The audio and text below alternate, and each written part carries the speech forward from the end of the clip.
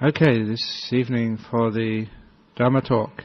Because I've just come back from Singapore this afternoon, and I'm very glad that people aren't wearing masks in front of me, because over in Singapore people are going crazy with fear of a virus, or fear of war, or fear of so many things. I thought this evening I'd talk about fear.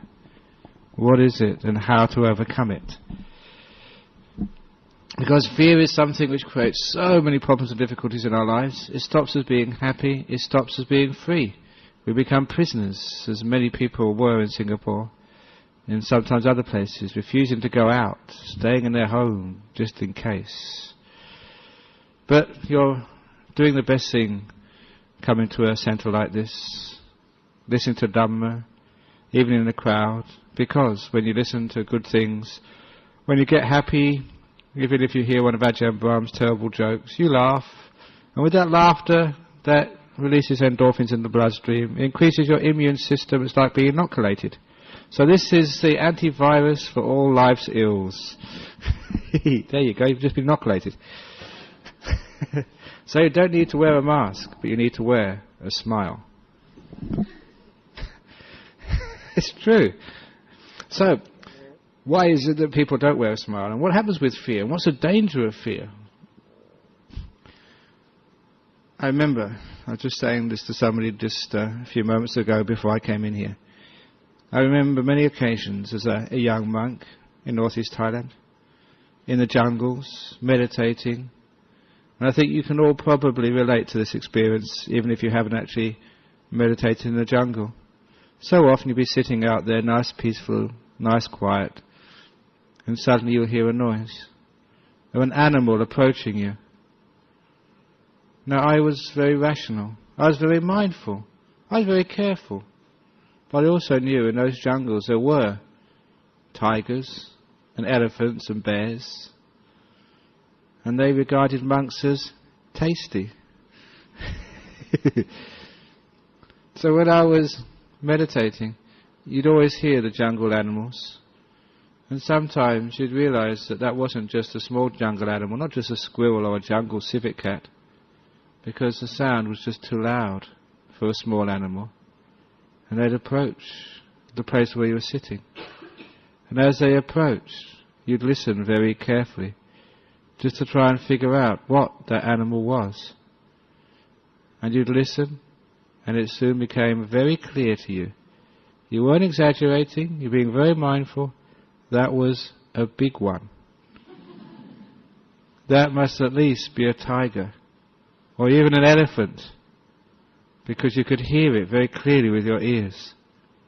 And sometimes I got so afraid, I opened my eyes. When I opened my eyes, I saw this tiny mouse. It couldn't be more than 2 or 3 inches long. And I thought, what's happened there? I was mindful, I was clear. It would have been okay if it was at least a big mouse, but it was only a small one. What had happened there that, in my mind, that tiny mouse had become a big, monk-eating jungle lion? Well, not lions, they have lions but tigers or elephants or bears. And I'm sure you've all had that experience from time to time. A little sound seems so huge when fear comes up. Fear is that which exaggerates reality. And the point is that you can't tell that difference in reality. Because with fear, that's actually what you hear. You actually hear a big jungle animal when you're afraid. And this is the problem with fear. It amplifies, it exaggerates, and it bends our perceptions to hear what's not truly there, to fear what's not really worth fearing. Just small stuff, that's all. And too often in our life we make fear exaggerate the reality of our lives. So that's the first lesson in fear. It bends the truth, and we don't really know what we're afraid of. And the second thing with fear, it means that it cramps our minds, so we don't don't really know how to respond to what's going on. It cramps us because we tighten up. As I tell people when they learn meditation for the first time, do you remember the time when you first rode a bicycle? When a person first rides a bicycle, they're so afraid of falling off. How can you remain vertical on just two wheels? Please give me a third one or a fourth one. But because you're afraid, because of fear, what happens? You tighten up, you cramp, and you hold those handlebars so tightly your knuckles go white. And because you're so stiff, cramped up, afraid, what happens? You fall off. Again, again, again. The more you're afraid of falling off, the tighter you become, and the more likely it is that you do fall off. I don't know about you, I did that many times until I learned just to relax. Don't be afraid of falling off, and then you never did fall off, or at least very rarely, when it wasn't your fault. So these are examples of what happens when we cramp up. When we cramp up, when we're afraid of making mistakes, that's when mistakes happen. The fear amplifies, and the fear makes us cramp. And the fear makes us actually achieve what we're afraid of doing. I think many of you may remember the story I've told here about when I used to watch the television. That was over 30 years ago. But when I mention this story, actually many people know this story because they're also as old as me, some even older. For those of you who haven't watched this series called Kung Fu, it was a brilliant series about monks in China a long time ago. Shaolin monks used to do martial arts. And this little series starred, it showed some of the training of this small little novice who was called Little Grasshopper. Do you remember that series? Yes, and one of the best episodes of that series was when Little Grasshopper was taken into the back room of the temple by his blind master. And he was taken into a room which is usually kept locked. It was a dark, secret room, and many rumours were around amongst the little novices of what went on in that terrible room. The master took him into this darkly lit room, and in that room there was a big, what looked like to us, an indoor swimming pool. But the master said, "Be careful. Don't go close, Little Grasshopper, because in that pool is not water. In that pool is acid, strong, concentrated, burning acid." And he took Little Grasshopper to the very edge of that pool and said, "Grasshopper, what do you see?" And Little Grasshopper said, "I see bones, Master. I see many human bones." "Yes," said the Master, "those bones belong to little novices like you who fell in. Be careful." When I saw those bones too, and heard about the acid, even though I was just in London watching the telly, I was scared too. And then Little Grasshopper was told about a plank which was stretching from one side of the tank to the other, one side of the pool to the other.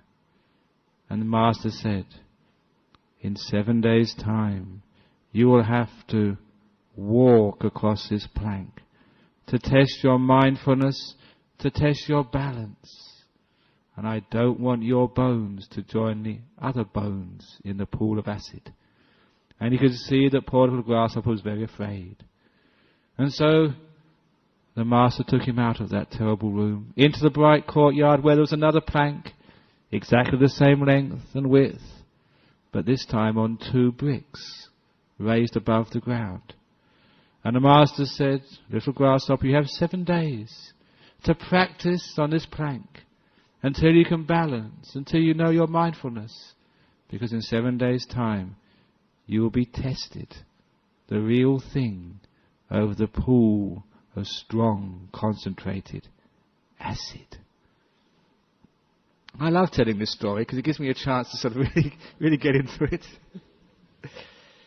And so for 7 days, Little grasshopper was practicing. He could do it so easily. It wasn't difficult at all to balance on this plank. It wasn't that long, that narrow. But when the real test came after 7 days, little grasshopper had to do the real thing. And even though he was very confident outside, when he got into that dark, foreboding room, you could see he was nervous. And when the master told him to get on the plank, he looked around. And even though he never said anything, you could read from his eyes, he said, "Please, master, no." Master said, "Get on." He looked around again, and master said, "Walk." So poor little grasshopper had to try walking. Now there's one thing you should know, and this is about fear, that when a plank of the same size is stretched over a pool of acid, it becomes much narrower and much longer. That's what I mean about the exaggeration. And also, it becomes very fearful. And so little grasshopper started to walk. You could see he was nervous. You could see him start to shake with those nerves. And that shaking got more and more the further he got out over the pool of acid. First he started to wobble, and then his wobble got more and more. He started to sway, and he was starting to sway so much it looked like he was going to fall in when they had the commercial break. And I had to wait a couple of minutes, these stupid ads, to wait what happened to poor little grasshopper over the pool of acid. So we were back in the pool, over the in the dark room again. And as that always happens on the television, you always go a couple of seconds back from when you ended for the commercials. And you saw him, he was always being nervous. He was already shaking. He was already wobbling. He was swaying. And he fell in. And when he fell in, the master started laughing. He started splashing. It was only water. They'd thrown the bones in there for special effects. Little grasshopper was splashing around as the master shouted out to him, "Little grasshopper, why did you fall in?" "Fear pushed you in, little grasshopper. Only fear." It was a demonstration to grasshopper, as a demonstration to me and now a demonstration to you, of the power of fear. How it can push us in when we're afraid of falling. How it can even create sickness when we're afraid of sickness. How it can make us fail when we just can't fail. We don't want to fail. This is the problem with fear. It actually goes against what it's trying to do. It tries to stop us making mistakes, getting sick, but actually it gets the opposite. We actually do get sick. And the reason is because our mind is so powerful. As the Buddha said, the mind is the forerunner of all things. The mind can actually make you sick out of fear. I know the power of the mind. Even when I was a layperson, when I was a student. I remember once when I was studying for my teacher's degree after Cambridge. I was studying at Durham University in the north of England. I just moved into a house with some other students, and I got a terrible cold. So I missed the lectures that day. I wasn't lazy. I was really ill. And I was lying in bed with all the other students out at the university campus. And my nose was always have to be blown. My eyes were running. I had a fever. You felt terrible. You know when you got a very bad cold or flu? I felt like death. And as I was lying there, just counting the minutes, there was a knock on our door for the house the students had rented. A very loud knock, persistent. So I dragged myself out of my bed. I went to the door. It was a delivery truck. They were delivering my hi-fi system. I'd sent it from town. It took so long, and now it had arrived. So I took delivery, quite gladly, and I took it upstairs, and I connected it all together. And I put my first record on. I think it was Jimi Hendrix, and I liked Jimi Hendrix. Amazing the power of Jimi Hendrix. Because as soon as I put that first record on, I noticed my eyes had stopped streaming.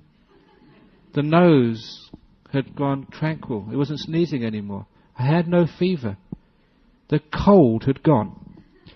It had gone in just 3 or 4 minutes. It's called hi-fi therapy.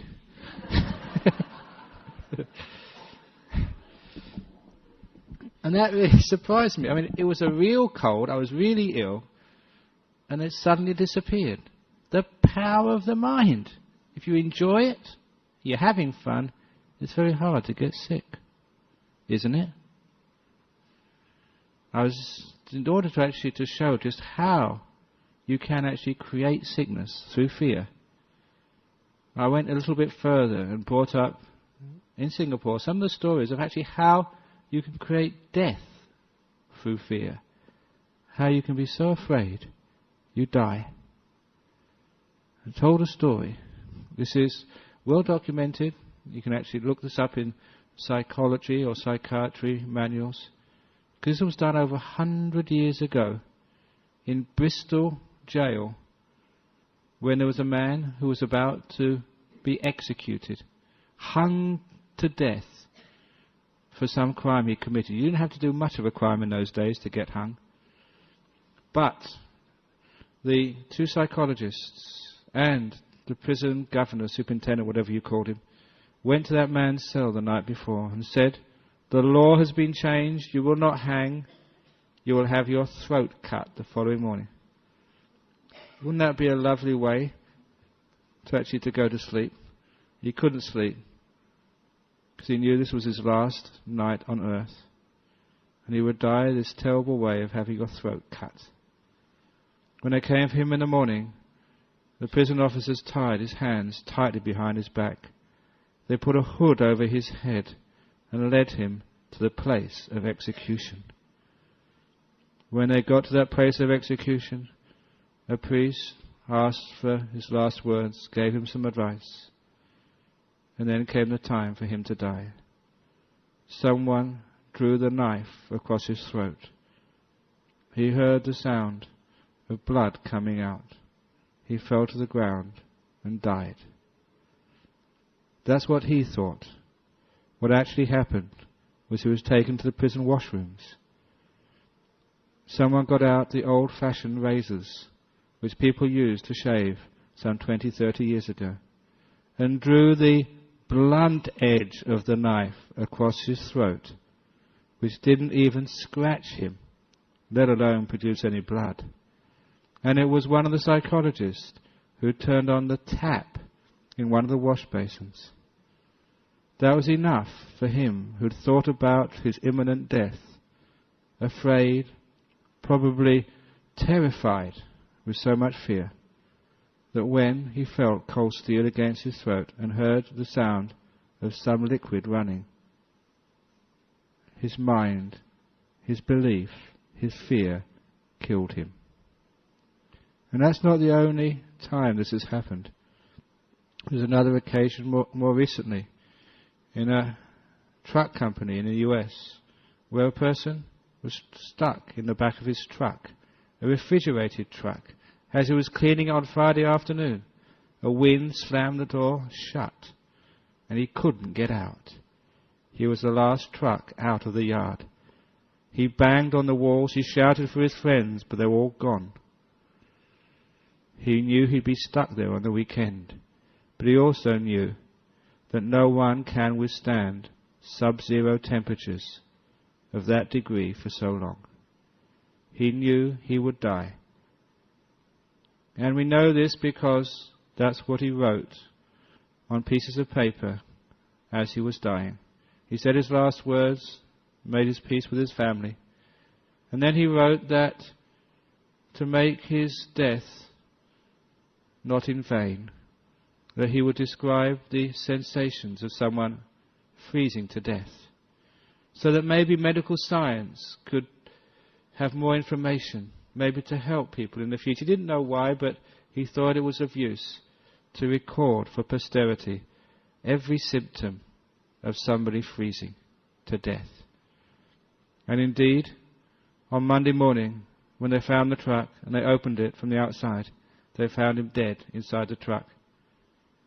And they had all the notes there. There were classic symptoms of freezing to death. Doctors already had those symptoms all worked out, just as you would expect.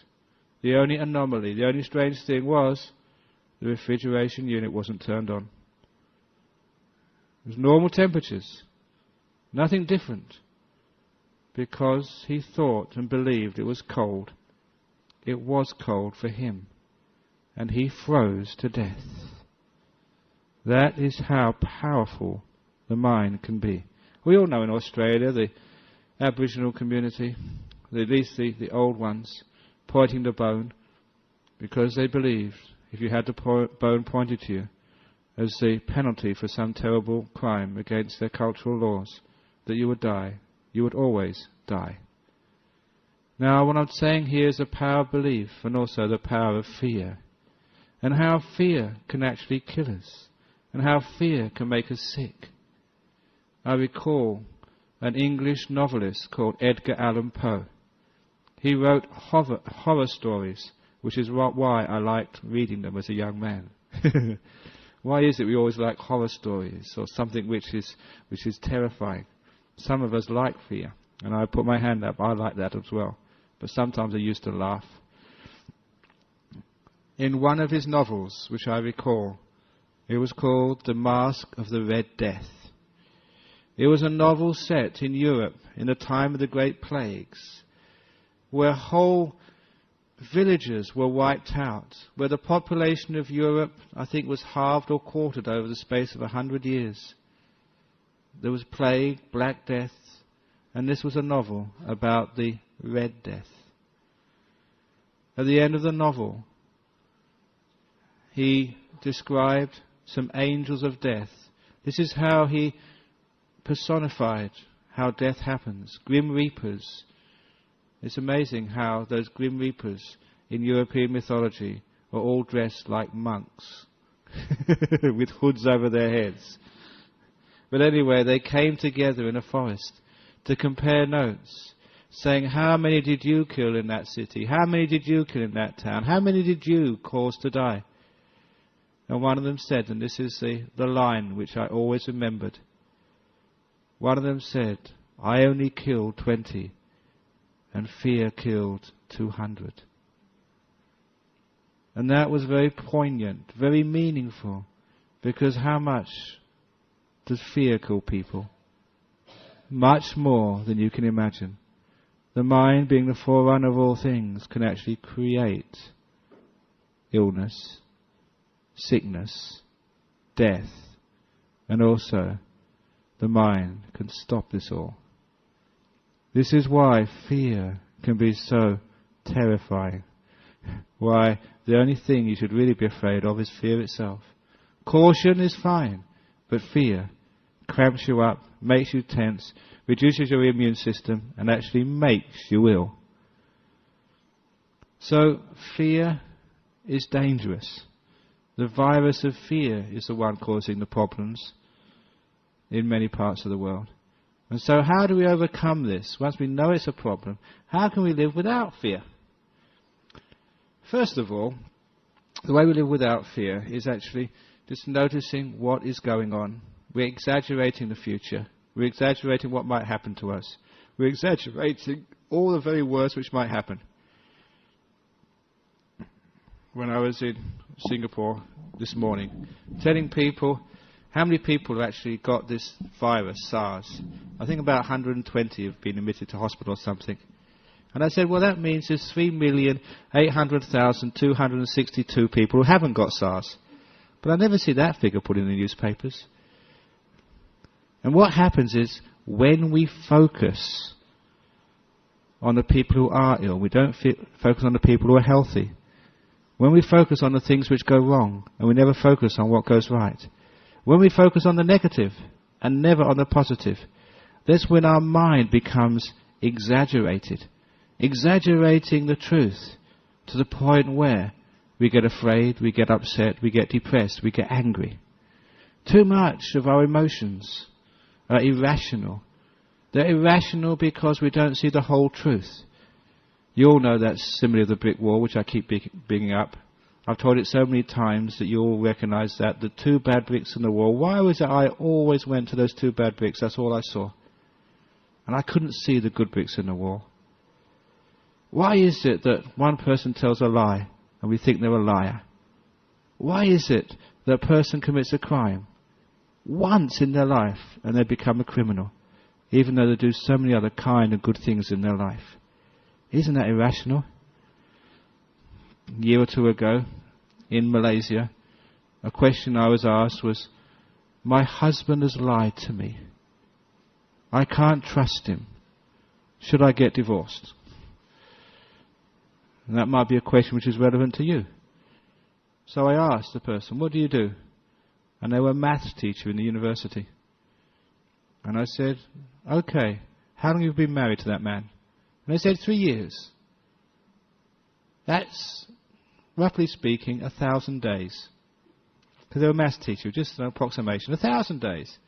Let's assume that maybe he says maybe 20 things to you a day. 20 statements which could be true or false. So that's about 20,000 things he's said to you since you've been married.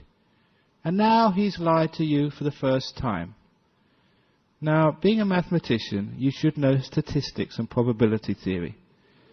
What you can actually rationally say from that experience, the next time he says anything to you, it's a 20,000 to 1 chance he's telling the truth, which in my book is very trustworthy. And isn't that true? When I put it that way, you see, oh, it is true. You can understand that. That makes sense. But why is it in real life when somebody lies to us, we say, I can't trust them anymore? Because we only focus on what goes wrong. We only focus on the mistake. And we're blind to everything else. When you hear only people who've got diseases, you are blind to all those people who haven't got those diseases. When you focus on all the people who failed, you forget all the people who succeeded. This is exaggeration of the mind, the warping of reality, many times out of fear. So, to overcome fear of the future, we have to be careful not to think just of all the things which might go wrong, but to include all the things which might go right as well. Another favourite story of mine was from one of the greatest philosophers and spiritual guides of our age, called Winnie the Pooh, who's been immortalised on the silver screen. And once in one of the books he was walking with little Piglet through the forest. And those of you who know the characters Winnie the Pooh and little Piglet, Winnie the Pooh is this very soft, cuddly bear who has never gone to university or even school. He calls himself a bear of little brain. And that's why he's so wise. He doesn't think, but he sees and he knows. And he's lovable. Just like a monk. I hope. And little Piglet, because of his tiny size, he's just riddled with fear. He's a paranoid pig. That's why he's called Piglet. Look, read the books, it's true. And so little Piglet and Winnie the Pooh had gone for, they're best of friends. And they'd gone for a nice walk together in the forest. And as they're walking home, the wind starts to pick up. A storm is coming. And they're still many, many minutes from home. Storms in a forest are very dangerous. I heard that while I was away in Singapore, there was a great storm in Perth. And there was lots of lightning and floods, and even electricity went out. Look, I only go away for a few days, and look what happens. I'm only joking. But when there's a strong storm, it's very dangerous. And sometimes actually whole trees fall down and crush cars and crush people. And that's what little Piglet was afraid of. They hadn't reached safety yet, and they were walking in the open territory when these trees were swaying precariously around them. when not just twigs but whole branches were being ripped off the trees and crashing to the ground around them. And even trees they could hear in the distance were uprooted by the power of the storm. This was dangerous times. And little Piglet was very, very scared. So scared that he grabbed Winnie the Pooh's paw, squeezed it tightly and said, "I can't go on. I'm scared. I'm terrified. What would happen if a tree fell when we were underneath it? It'll kill us." And that was a real possibility. That could happen. He wasn't imagining this. That had a chance to actually occur. What would happen if a tree fell when we were underneath it? For one moment, only one moment, Winnie the Pooh was afraid. But then his Buddhist wisdom, I'm sure he was a Buddhist, I claim him. His Buddhist wisdom or his truth came to the fore. And you know how he overcame that fear of being crushed by a tree? What would happen if a tree fell when we were underneath it, he said. But what would happen if it didn't fall on us when we were underneath it? What would happen if it didn't? And with that, all the fear passed and they walked home safely. All fear is what would happen if something awful happened. And the antidote to fear is what would happen if it didn't. When people came to my talks in Singapore, instead of thinking what would happen if somebody in there has got this terrible disease, what would happen if Ajahn Brahm brought this terrible disease back to Perth and you're all in range? You're scared, come on. What would happen if it didn't? And there's more likelihood it didn't than there is that it did. Now that's how we overcome fear. To change our perception around. Instead of looking at what will go wrong, we also include what will go right. What will happen if my relationship doesn't work out again? What would happen if I have to go through the same terrible pain again? What would happen? If you think like that, fear, you tense up, you don't relax, you're not yourself, you can't enjoy your partner, you don't have fun, so they're not enjoying you, they think you're weird, they go off to somebody else. You've actually feared yourself into breaking your relationship again. How often does that happen? Instead of thinking of, what would happen if he doesn't like me, what would happen if it got... Why don't you think, what would happen if he does like me, what would happen if it really works out okay? What would happen if we're just happy for the rest of our lives? Think like that. That's a real possibility too. I'm not quite sure, but I think I remember from reading about the divorce rate of people. Even the divorce rate is high, still the majority of people actually stay together when they're married. Is that correct? Still the majority actually make it. So why not when you get married not think, I'm going to get divorced, I'm not going to get divorced, everyone else gets divorced, my friend got divorced, oh my goodness, then you will get divorced. So all you actually see, you see the reality. You see the reality and then seeing the whole picture. Then you don't focus on the negativity of the future. Focusing on negativity in the future is the root meaning of the word fear. Being afraid of what will go wrong. So you kids doing your exams, you people going to interviews for jobs, whatever you are, whoever you are, don't ever think what might go wrong, otherwise it will go wrong. You tense up, you can see how it works, you see how you actually bring those things into reality through fear. Even sickness, you can see how you can bring that reality because of tightness, tenseness, fear, decreased immune system. That's why you get ill. So you can see what needs to be done. Now the next thing with fear is actually to bring mindfulness to what's going on, so you can always remember what's happening. You always remember that fear is a big problem and fear is delusion. You're just seeing one half of the problem, and fear exaggerates the odds against you. It exaggerates the odds that I have to get this disease or I have to fail. Just like it exaggerated little mice I heard in the forest. With that mindfulness, you can get wisdom. As you've heard me say before, mindfulness is not just seeing one door to go through, but many doors. It sees the big picture. It gives you more information, wider opportunities. And so with mindfulness you see there's other ways of dealing with this. Wisdom, and also telling man, oh, shut up, don't be stupid. And also bringing a sense of happiness. Happiness, and this is an important point, is mental energy. You need mental energy to be mindful. You need happiness to be clear. For example, that when you wake up in the morning and you're very, very dull, are you happy? I don't want to get up in the morning. Another Monday.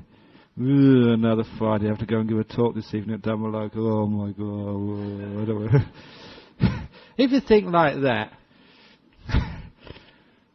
you've got no energy, you're depressed, and you're not mindful and clear. Which is why I teach my monks in Bodhinyana Monastery. I teach this to myself, and I'm teaching this to you now. Tomorrow morning, when you first wake up, jump out of the bed. Zippity-doo-dah, another day. It's Saturday. Whee! I'm not crazy. I'm just happy, that's all. When you put energy, the first thing in the morning, you get mindfulness. You're alert, you're awake. Which means you don't make mistakes. Which means you can overcome fear. Which means you can protect yourself from sicknesses. Everybody knows that happiness is mental energy. Mental energy goes into the body as increasing your immune system. You don't get diseases. I never saw that movie, but apparently a few years ago we did a fundraiser. Everyone went to see Patch Adams.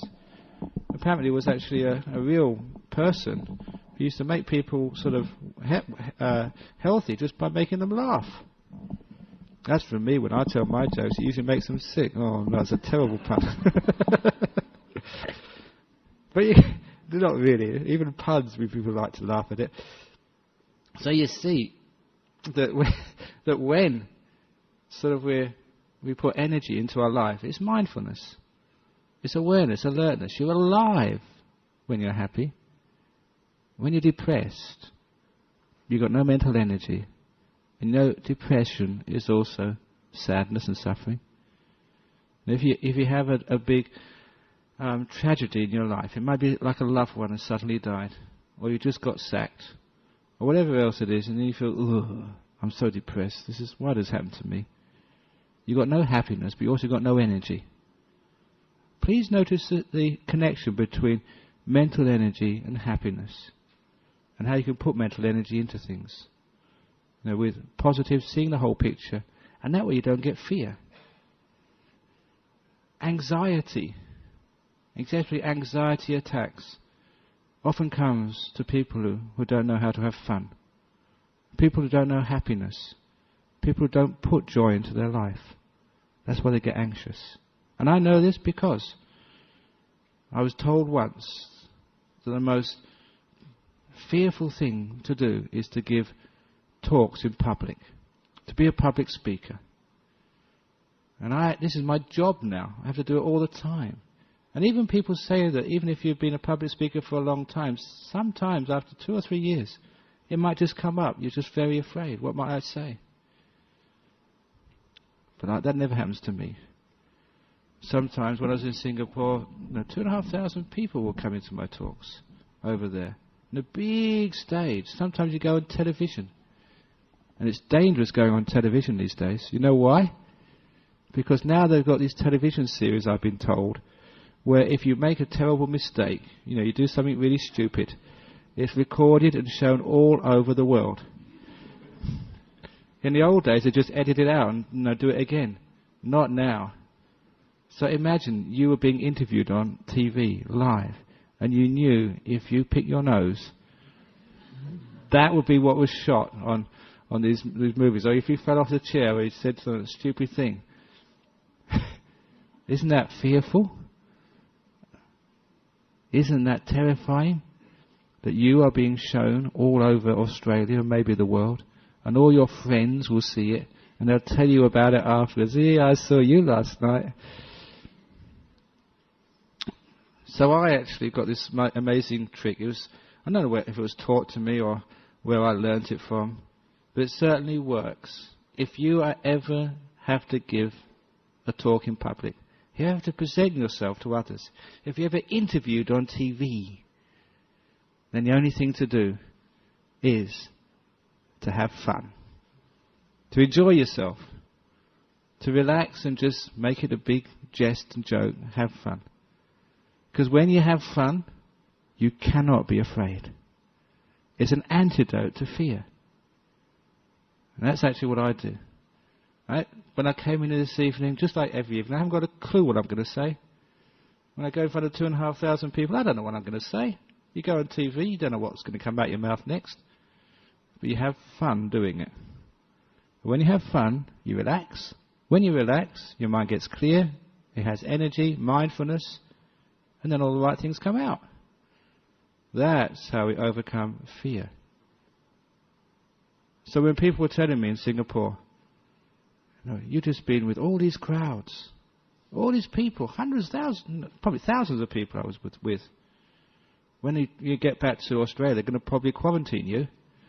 And I thought, oh, wonderful, please do that. I can have 2 weeks retreat. I can have another holiday. Isn't it wonderful? I don't have to go to any meetings, don't have to give any talks, no counselling, no problems with anyone. Wouldn't it be great to be in counselling? So when I'm not afraid of it, then nothing happens. Maybe I should be afraid of it, then it might happen. Now, you often notice that, what you're afraid of, that's what happens. So I also teach the same technique to children who are doing exams. Because when you have an exam, it can be terrifying. Mostly because the parents psych them up and the teachers. This is important. This is vitally important. You must do well. And poor children, they get terrified of the exam. And that's why they stuff up. They get so tense they don't do well. And I tell children, what sport do you play? Do you play footy or do you play tennis? Say? When you play tennis, do you tense up? Do you hate playing the tennis match?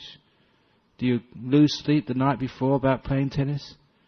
I say, no, it's just a tennis match, that's all. It's a game. It's a competition, just like an exam. So how about looking at exams as sport, as a competition you're having? It's just a game you're playing, which you try to do your best, but it's fun. Even when I was a school teacher, for 1 year, I had to set the maths exam. I must have had these intuitions, this wisdom from the past somewhere, because I set a maths exam. Do you remember your maths exam when you were at school? I put a joke in my maths exam. I remember that I did. It was like a geometry. I said, I started the question off. 2 teachers, sit still and be quiet, were standing at a distance of 100 meters, an angle of... I started that way, sit still and be quiet, because that's what teachers always tell the kids. And I wrote it down. Now, I really expected the headmaster to sort of scratch it out and tell me off. But he encouraged me. He was actually a good friend. He came to Nollamar actually a few years ago to see me. And when I actually had these kids in the big hall, in these desks, with this exam paper, I had all these children, half of them were in my class, half of them were in another class. I felt so sad and compassionate for them, going into this exam, all nervous and tense. No one was smiling. Remember what it was like, exams? And I felt so sad for them. And they all sat down, and you were the invigilator. You had to tell them, now is the time, put your pens down, don't turn over the exam paper. And they were all nervous, and this was not usual when the kids at school with all this energy. They were all really suppressed. Now turn over your examination paper, you've got an hour and a half. And I watched the kids' face as they read my exam paper. They read the questions first of all. When they came to the joke, I saw their faces sort of, what's this? And then look at me and see my big smile. And then they relaxed, and then they did well. I was so proud of that joke in exam papers. Wouldn't you like a joke in your exam papers? Wouldn't that be wonderful, just to relax you and make you do well? And as kids, again, they thought I was crazy, but they liked it so much they thanked me for taking the pressure of fear off life. So when you put fun and happiness into what you're doing, whatever it is, it brings up energy, it brings up sort of mental energy, physical energy, great for the immune system, great for mindfulness, great for clarity, and you do well. No problem. So this is how we deal with fear and how we overcome fear. The other way we overcome fear is, what's going to happen anyway? And the big, so what? We're walking through a forest, and so what if a tree falls on us and kills us? Quick way of dying. You still have to go to hospital. People are afraid of flying because, sometimes there's an airline crash. If you're going to die, if you die in an airline crash, it's one of the best ways of dying. It is. You know why? Number one, it's instantaneous. And number two, even if you haven't got any insurance, you get a big payout for your family. Isn't that compassion? And you don't have to pay for the cremation because it happens automatically. It's all it's all on the same bill. Isn't that a wonderful way to go? Now you see, you're laughing, and then you're not afraid of flying anymore. You just go in there, and if it does happen, oh, isn't it wonderful? If it doesn't happen, isn't it wonderful? That's how I felt when the previous abbot, Ajahn Brahm, when he disrobed. And I was left literally holding the baby, having to sort of look after the Buddhist society, look after the monastery. And I reconciled. I wasn't afraid of the responsibility. I thought, what would happen if I fail? If I'm no good as a teacher, and the monks just really have no faith in me, and they don't do what I ask them, and they think my talks are really boring and I'm really stupid. What if I come in here and I give talks and all the people go, give me raspberries and say, that's really stupid. They walk out the door and they throw tomatoes or whatever. And I thought, what happened? I thought, that would be great. Then I could be a hermit. I can just spend all the time and no one will bother me anymore. I can have all the time to myself. That would be marvellous. That would be great. So I thought, if I failed, that would be wonderful. Then I thought, what if I succeeded and the monastery went well and got lots of people coming to the centre over here? Oh, that would be wonderful. That would be great because I can enjoy helping people. So it became, I turned everything into win-win situations.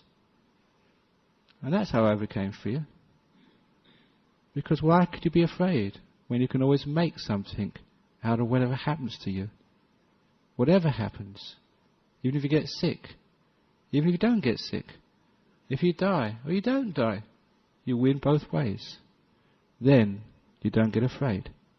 So I tell children doing exams, if you pass the exam, that's great. You feel good about yourself, and your parents will probably give you a few gifts, and you can get on further in life. But if you don't pass the exam, that's great. You don't have to do any more. It's true. Because the only way to stop doing exams is to fail one. And then you're finished. You're free.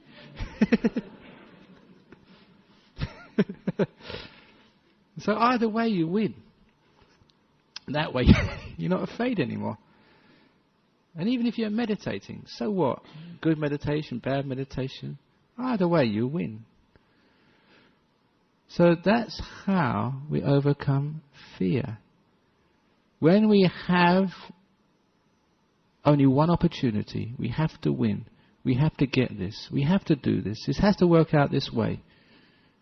When the other opportunity, the other possibility is rejected, can't happen, it mustn't happen, it shouldn't happen, then we have fear. When both possibilities are acceptable, whatever happens, we can deal with it, we can make something out of it. What are you afraid of? It's easy. So a lot of times we have vested interest. This must happen. The other thing must not happen. I must not die. That would be terrible. I must live.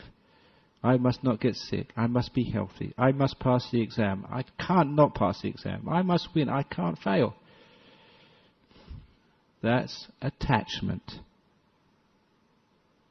That's thinking that you are controlling the universe. the big me. When you let go of self, control, it must be this way, it can't be that way. That's what controlling is. It has to be my way. When we let go of controlling, again, no fear.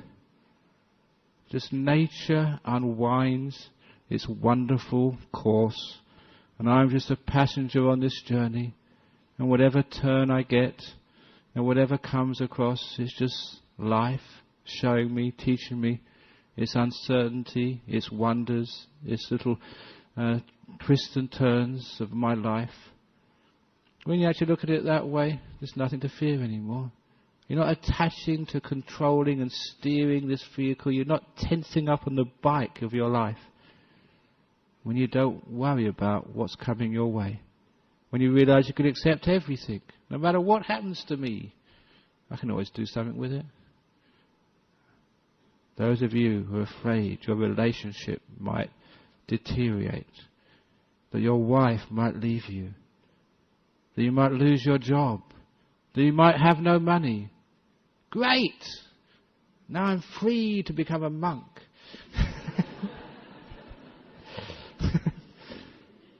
Or turn the gender around, be a nun with Sister Dhamma's monastery. Isn't it great? No matter what. So when you actually have that positive attitude, when you have no vested interests, when you let go of life and the future, of control, of mine, then you have no fear anymore. Letting go is the ultimate end of fear. So I don't care if I get SARS, I don't care if I die. When I don't care about these things, you know what happens? You don't get them. When you're not worried about life, that's when you live long. I'll finish off with one of my favourite quotes. The comedian George Burns, when he was 96 years old, on his birthday, he was interviewed by the press. And the reporter asked him, and this was actually printed, he said, "Aren't you worried about your lifestyle and its effect on your health? Because you smoke many cigarettes every day. You drink alcohol, heaps of it. You stay out late at night with a terrible lifestyle. You have no exercise. You eat junk food. Aren't you afraid of dying?" And his answer, because he's a comedian, but most actually jokes are actually right down to the point of things. That's why they're so funny, because they're true. He said, "I'm not worried. My wife, she was worried, and she died 20 years ago." So don't worry, okay? Thanks very much for listening. Any questions about the talk tonight? Yeah, go on. He's our president, by the way. I'm afraid of what he might ask. He knows too much. Go on. Yeah, it is true that sometimes if there was a snake come into this room, a dangerous snake, you'd be very alert. But sometimes, that's actually sometimes why people do extreme sports, because the fear gives them a heightened state of awareness. But it's a narrow state of awareness, not a wide state of awareness. So it's, in a sense, it sort of wakes you up, but it doesn't give you the width of no fear, because you're afraid of what might go wrong, and you don't see what might go right. So that's the point here, which I was emphasizing. But you did a good point there as well, that sort of, fear actually does give you, I suppose, a bit more alertness for a small while. It's like a shot of caffeine. Okay, any other questions? Yeah, go on, one more question, then we'll... That's very good. False evidence appearing real. Fear. It's a nice one, isn't it? Remember? False evidence appearing real. Little mouse appearing like a tiger. Sort of, disease, I've got it. Have you got a little feeling in your throat right now? Are you breathing normally? Really? Are you feeling a bit hot? Is that a fever? See what I mean? It's very easy to psych people up. And to psych yourself up. You have a little bit of fear in the body. Can you feel that a bit of tightness in your breast? Is that a bit of a cancer coming? See, it's so easy to get afraid. Because in that way, actually, we create things. We create tightness and tension and illness and sickness. So be careful of that. That's not a joke. When you said about that Mask of the Red Death, I killed only 20 people, fear killed 200. I wouldn't be surprised if many of the cases actually in hospital, diagnosed, when they can actually see the virus, is actually fear created. The mind is a forerunner of all things. It is more powerful than you expect. It does create the world, even things. You know that under hypnosis, the fellow who was actually touched by a piece of metal at room temperature, but he was hypnotized to believe it was red hot. When it touched his skin, not only did he scream in pain, but a blister came up. It was room temperature. Under hypnosis, because the power of belief is actually in the hands of the hypnotist, he can actually tell you what to believe. A cold piece of metal creates actually the blister. The mind interferes with the body that much. That's why we have faith healing. That's why, those of you who have faith in me, you're all cured. Okay, so you're all cured now, so hope you all go away happy and well. Now